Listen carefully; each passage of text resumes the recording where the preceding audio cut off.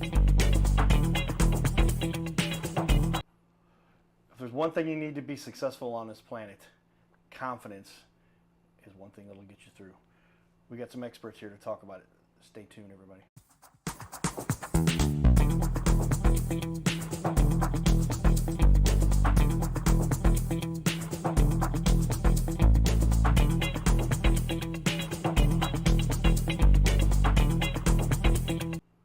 Welcome everyone to the Your Little Castle Show. Carter Rethwish, aka Cardinal Cowboy. You see my little picture down there. We got our fun here in the community. We enjoy bringing experts to the community here who are making an impact, making a difference on our little planet, and helping the community because it's a tough world out there. But the sports background is something I have always espoused is what gave me my platform to develop and become successful.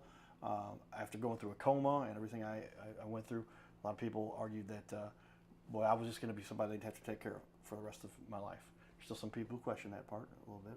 But Greg helped me through that a little bit back in the day. We played some ball together. Yeah. He's an excellent athlete and a quarterback and a great guy, too. He brought his son in here with us to be in the studio today. And so we're going to talk a little bit more. First half hour, if you missed that first half hour, go back and watch it. It's going to be on our YouTube channel. But you can really feel and understand why it is so important that people develop some kind of a discipline to learn a trade or a skill or martial arts have become one of the best facilities for people to develop the discipline and confidence. So Gracie Barra Shrewsbury Brazilian Jiu Jitsu, Jiu Jitsu for everyone, gbshrewsbury.us, 636-734-5617. You can text that number. That goes right to you, Joey, is that right? Yes, sir. And that way you can get started here. And if you figure out what it takes to get started, it's like, wow, that's dynamite. One of the things on your website there, get a free class. Tell me a little bit about that and how does that work into what you guys do here. Tell me about that. Well, we believe the best way for you to understand jiu-jitsu is to try it. That's really the only way. If you've never done it before, I can sit here and explain it all day. You are going to have very little knowledge of it without trying it. And there's no need to pay for that. We want you to come in and try the class, experience it for yourself, fall in love the exact same way we did. All you have to do, you're going to click that button on our website. It's going to ask for your name, your phone number, and your email. You will be contacted very quickly, and we will do whatever it takes and schedule you on your best time. There it is right there on the website for you guys. If you want to fill that out, takes just a moment. It's right at the top of the page and get started quickly. But yeah, I think that's a great way for most people to experience anything. Try it for real. See what it's like. Kind of the strategy we've had on our show here. Come on in here, sit down, and then we'll help you to do the marketing side of that stuff afterwards. But once you've experienced something, you feel it, and you're like, oh, wow, now I know what it's like, and they can really benefit from feeling what they're going to be going through, what they learn, and what they're going to experience. So you guys have got some pretty powerful certifications, accolades, some championships, some bronze and silvers and medals and all this stuff. Tell me about those and how you guys accommodated those. Yeah, so again, a first-degree black belt in Brazilian Jiu-Jitsu. I'm also CPR certified. My son and I also have to take some certifications specific to Gracie Barra to be eligible as a certified teacher within Gracie Barra, and we've done that every year for the last several years. I'm an IBJJF rules certified black belt. I've also refereed AGF, Fuji tournaments, and competed in lots of tournaments as well. Back as a purple belt back in 2017, Gracie Barra in O'Fallon sent about a dozen of us. We went to Las Vegas to compete in the Master Worlds. I was a brand new purple belt at the time. Purple belt is really probably the first belt where you're expected to know what you're doing. I mean, it's a pretty serious belt. It's a very competitive belt. I was brand new to the purple belt and thought I was flying out to Vegas to experience it and to be a good teammate and that sort of thing. And then I submitted the first guy I fought, 6'5", Stephen Francis from California. Submitted him. My next battle was against a gentleman from Holland, Per Einar Hetland, to remember all the names. Wow, yeah. I submitted him. Submitted meaning they submitted. Meaning you they won. begged me to stop doing what I was doing to them, and the referee obliged them. So, Right. submitted him, and then I lost my next match, which was the one of the medal matches. But I lost that match and ended up with a bronze medal. I was very happy about that. But I also competed at many regional, American Grappling Federation and Fuji, CompNet. Gracie Barra has its own competition structure with CompNet. I was the head referee for our regional CompNet organization, as well as I also competed in the nationals there out in Arizona. That was a lot of fun. Finished with a silver medal in that competition. But Joe has quite a bit of competition history also. He and I went to Arkansas, just the two of us representing Gracie Barra in St. Louis, and we got so many medals, we ended up finishing 9th as a team, just the two of us representing Oh, really? Gracie Barra one year. That was pretty awesome, but he's competed a lot as well. How was this competition played out for you? You enjoy this? Well, yeah. I mean, I started when I was 11. My first tournament, I think I was 13 or 14. I hated competing. I did not like the adrenaline and how fast my heart was beating and how nervous I got. Went out there, submitted everyone, arms burning the whole time because they wouldn't tap. And then I kept competing. I think I counted one time. I have around 50 gold medals between tournaments, and I have a bronze medal at Worlds. One thing about all the medals is you're going to realize if you partake in this sport, and when you partake in this sport, is that I have one medal hanging up at my house, and it is my bronze medal, and I didn't win that tournament. Yeah. You either win or you learn, and that is a big motto in this sport.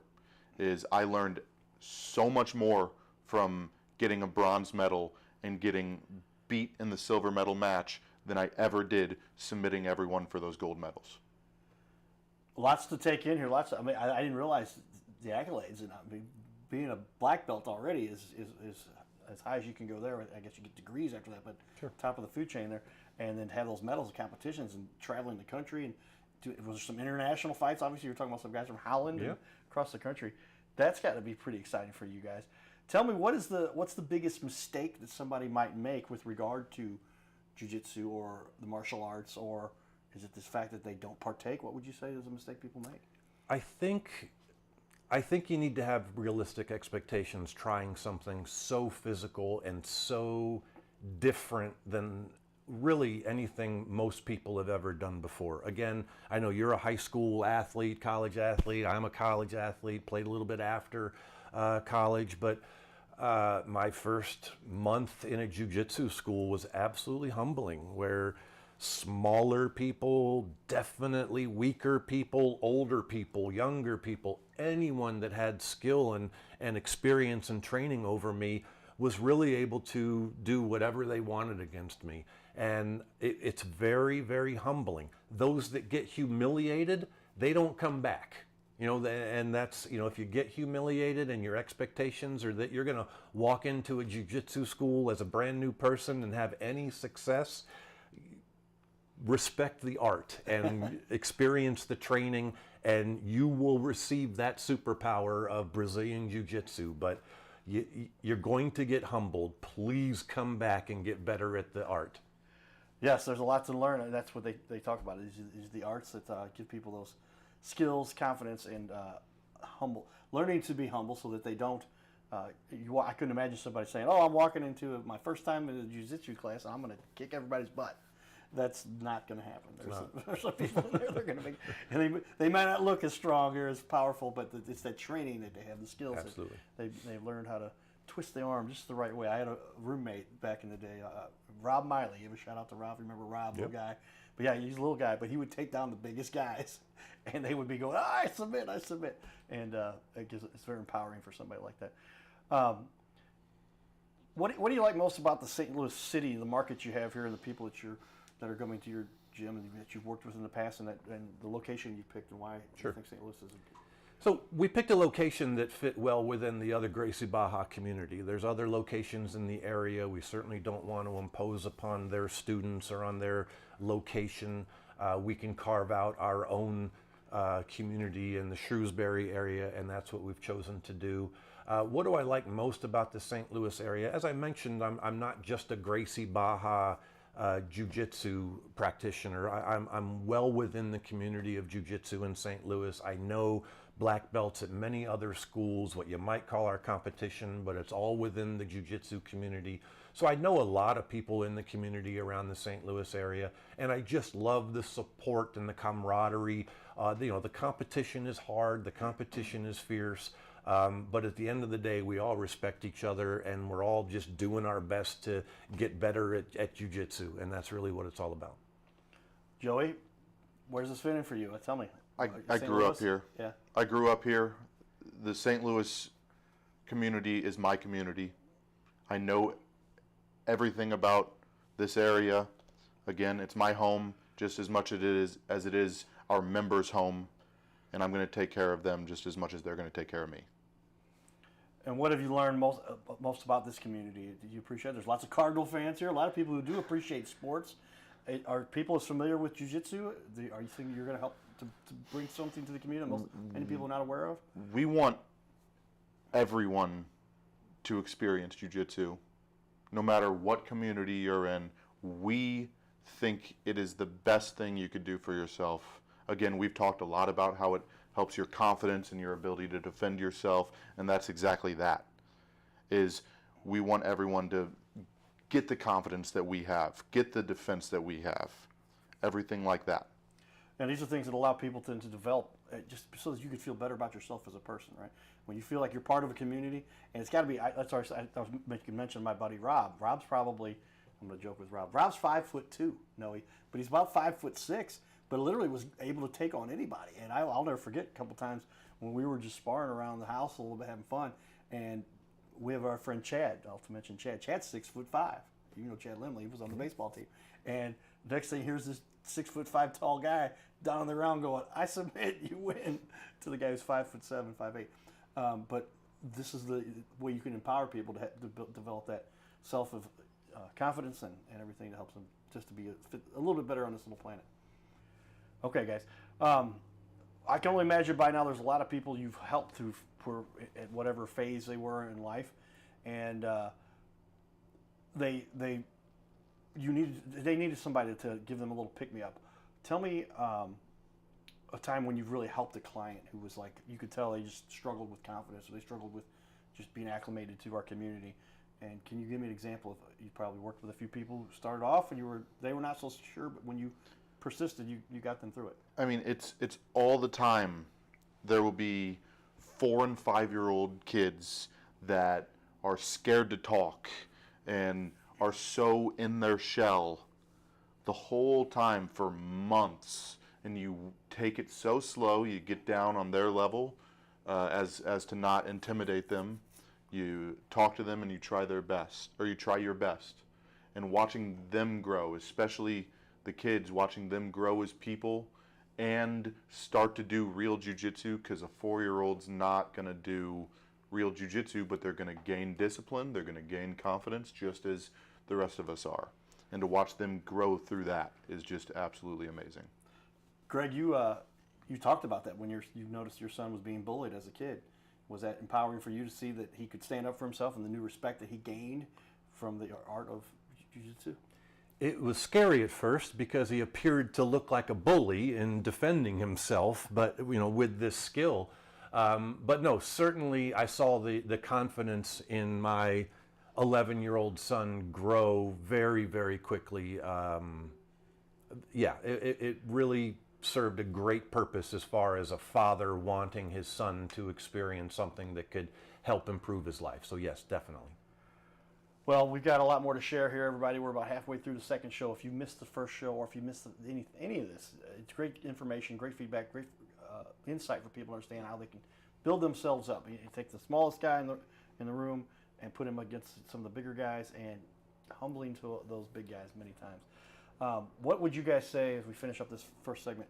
What's the biggest challenge you guys have either been through and helped people with, or been through yourself that helped you to become stronger and better at what you guys do? There's just no substitute for consistency. You know, showing up. Your best ability is your availability. There's several times you sit at home, you don't want to make a change, whether it's attending your jiu-jitsu class or whatever it is to make yourself better. There's a saying in jiu-jitsu which is, you never regret the drive home. You know, sometimes you have to move some things to get to class, but it's such a wonderful environment. The classes are so good for you physically and mentally. On your ride home, you're happy you went to class. And that's really what I want everyone to experience. Get into a class and experience the joy of slowly changing your life through jiu-jitsu. Consistency. Great perspective there. Joey, is that, what else do you think as far as a challenge that people have, you're going to help people overcome, or that you've been through, that you've seen? I think it all really goes back to the, yes, consistency, but again, also having your proper expectations. Don't come in trying to add all the tools in your belt or on your belt in 3 months. That's not how it works. Bruce Lee says, fear the man that's thrown one punch 10,000 times versus the man that's thrown 10,000 punches one time. There we go. Discipline, consistency, showing up, everybody, is half the battle. And if you can show that discipline to get that training, these guys will help you. We're going to check out some more, or finish up our video with our kids, and we're going to show them how to throw out that first pitch. Stay tuned as we come back to the community stuff. All right, Wyatt, now let's practice this a little bit. Are you righty or lefty? All right, so give me your form. Are you going to do wind up, or are you going to do stretch? All right, so just show me how to do this. How are you going to do it? Right, all right, move over for me right there. You got to hold it. Don't let that trophy, I know it looks heavier on TV, I know. All right, you go like this, right? That's the rubber right there, let's say, all right? We'll step up here, show me how you're going to do it. All right, pretty good. Now, if I was going to be out there, maybe someday, here, I'll do a little bit more like this, ready? It's called the Al Roboski Cardinal Cowboy. Here we go.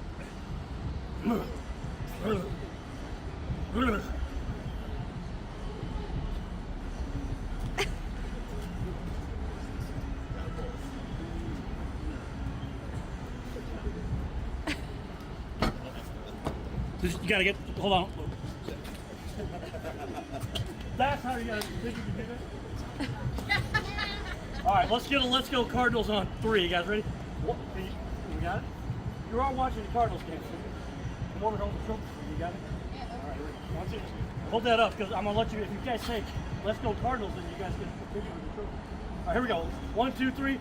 Let's go Cardinals! Giddy up, touch the knuckles for good luck. Here we go. Hey, we're looking for the small business owners and leaders in our community to be on our show.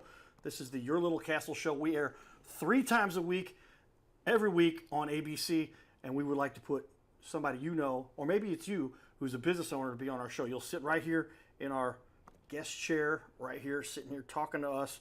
We're going to put on the wall your website and everything about you, and highlight you as a leader.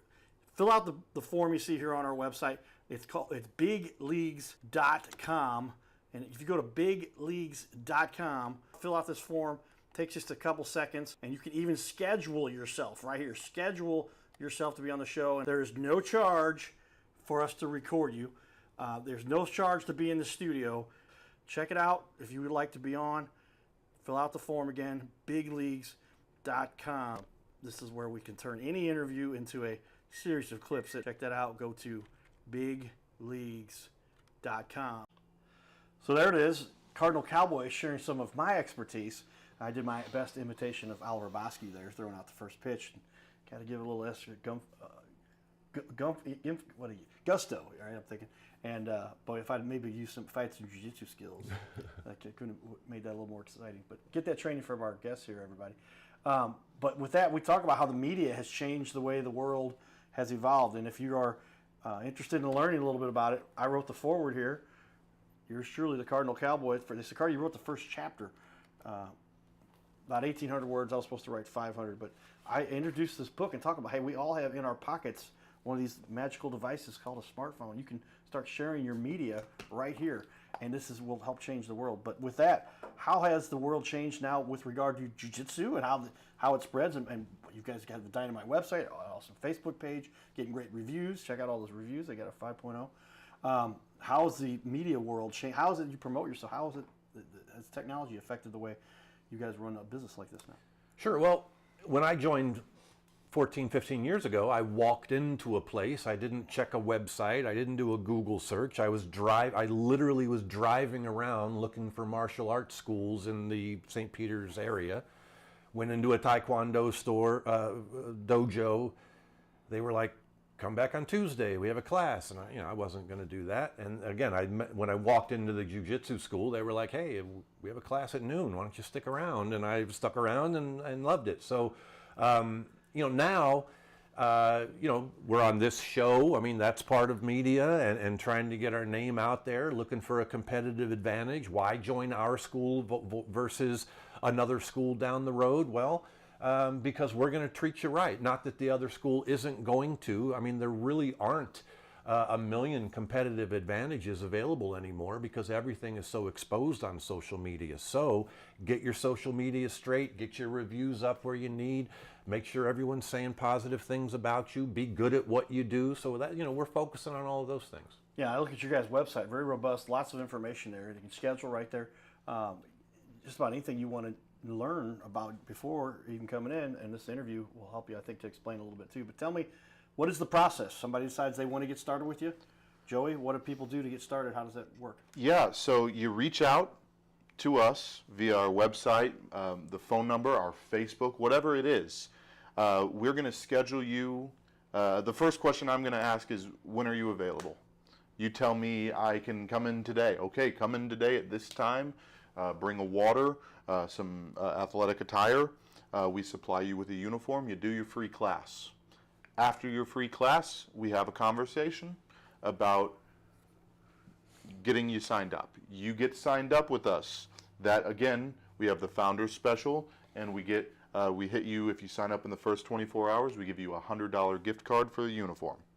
That means instead of $150 to $200, you're getting it for $50 to $100.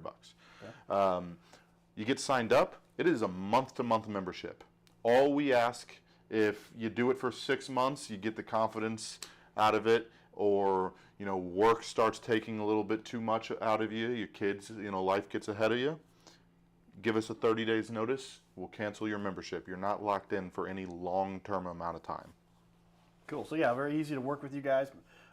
Flexible in terms of use, and what you mentioned too is that monthly, whatever they sign up for, it ranges.